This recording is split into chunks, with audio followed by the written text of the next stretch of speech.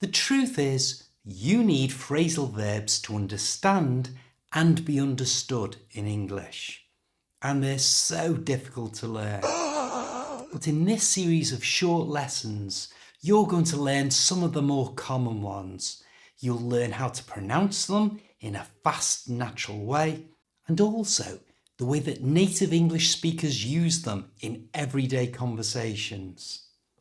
For a free guide to all the phrasal verbs used in this series, just click the link in the description below. If you're already a member of our English Improvers community, this will be sent to you automatically. Hi, I'm Steve. Let's do this. Turn out is a great phrasal verb and it's used all the time by native English speakers who pronounce it as one word by moving the n from the end of turn to the front of the o of out. So turn out becomes turn out, turn out. And at a natural speed, turn out.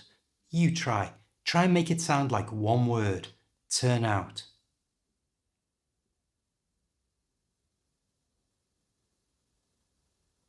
The first use of turn out is to mean it ended up that way. An example will make this clearer. I made my first cake today. How did it turn out? It turned out better than I thought it would. Or, I recorded my new song today. Did it turn out okay? Not really.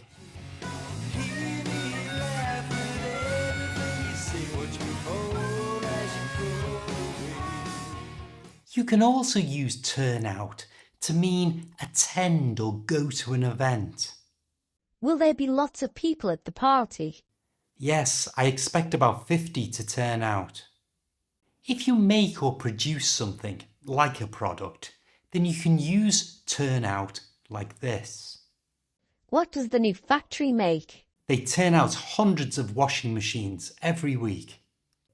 Listen to the English phrasal verb turn out in action. Did you manage to buy a new house? Yes, it turned out getting a loan wasn't that difficult. Great. Are you having a housewarming party?